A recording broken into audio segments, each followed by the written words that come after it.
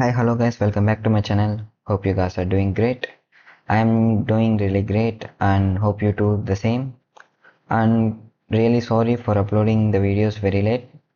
I'm also working on that IIT Hyderabad blog. I'll be uploading it very soon.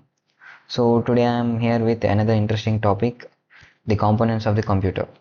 Every person, basically it's very important for a BTech student in the CSC background or allied branches. And also not only that, every person in this digital world needs to know the basic components of computer. So today let's make this video very great and let's dive into this topic. Now I just completed my introduction. Let's move next. Coming here, this CPU. CPU is basically the heart of the computer. It's central processing unit. It basically does all the works which we give it. It handles all the thinking, calculation and decisions. Whatever task you do, the CPU is always at work behind the scenes. Now later on, memory. Memory consists of basically two parts, which is the RAM and ROM. RAM is random access memory. It is your basically the short-term memory which will be created and later on when you power off, it will be erased. There will be the other part also which is ROM. It is your long-term memory. It holds permanent startup instructions even when the power is off.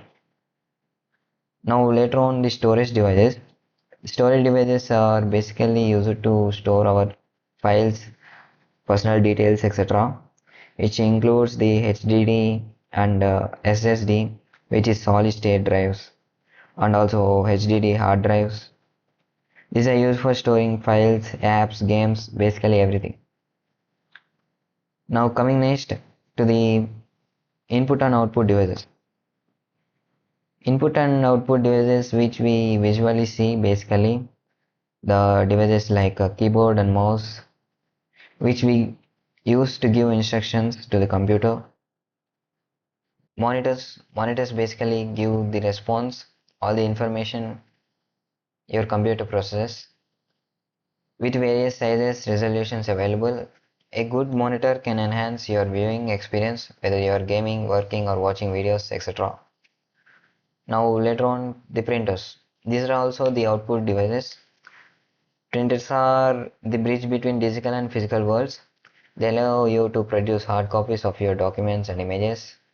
From inkjet to laser, there are many basically different types of printers available in the market. Later on, finally concluding this, hope you guys understood very well about this. Basically, I covered everything which are very basic. It's very like it will be lagging if I keep on going very deep into this topic. If you guys need the lengthy video about it, make sure you comment down. If I get limited comments, I will be making a full length more topics. And thank you for watching. Make sure you subscribe. Thank you.